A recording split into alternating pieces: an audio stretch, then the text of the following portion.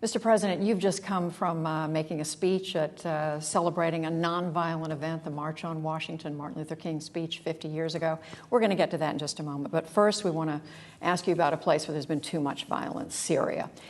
How close are you to authorizing a military strike? And can you assure the American people that by doing so, given Iraq and Afghanistan, that the United States will not get bogged down in yet another war halfway around the world?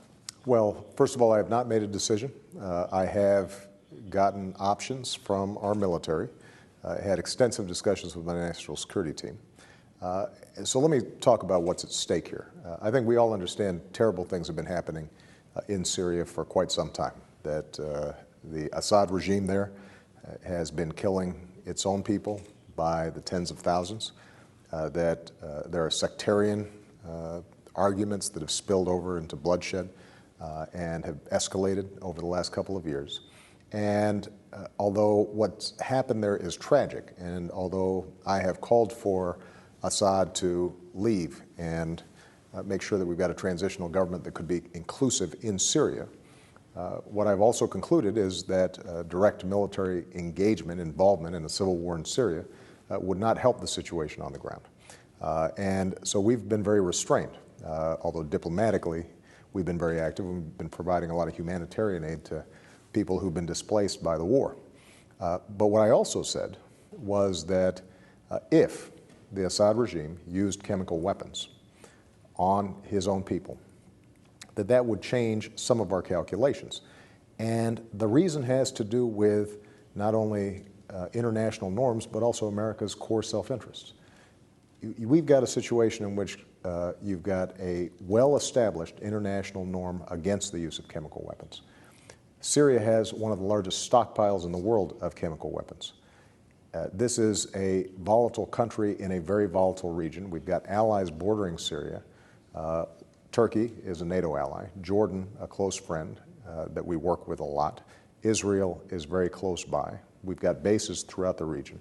We cannot see a breach of the non-proliferation norm that allows potentially chemical weapons to fall into the hands of all kinds of folks. So what I've said is that we have not yet made a decision, but the international norm against the use of chemical weapons needs to be kept in place, and nobody disputes, or hardly anybody disputes, that chemical weapons were used on a large scale in Syria against civilian populations.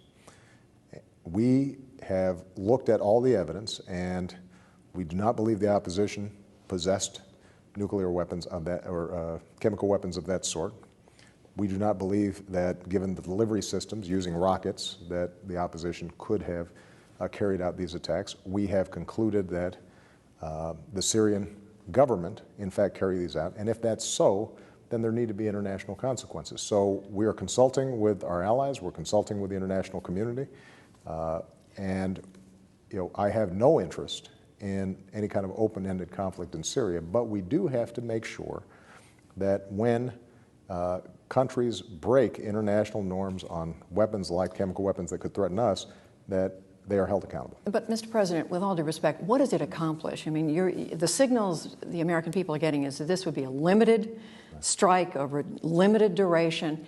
If it's not going to do that much harm to the Assad regime, what have you accomplished? What's changed? Again, I have not made a decision, but I think it's important that if, in fact, we make a choice to have repercussions for the use of chemical weapons, then the Assad regime, which is involved in a civil war, trying to protect itself, will have received a pretty strong signal that, in fact, it better not do it again. And that doesn't solve all the problems inside of Syria. And it doesn't obviously end the death of innocent civilians inside of Syria. And we hope that, in fact, ultimately a political transition can take place inside of Syria. And we're prepared to work with anybody, the Russians and others, to try to bring the parties together to resolve the conflict. But we want the Assad regime to understand that by using chemical weapons on a large scale against your own people, against women, against infants, against children, that you are not only breaking international norms and standards of decency, but you're also creating a situation where U.S. national interests are affected, and that needs to stop.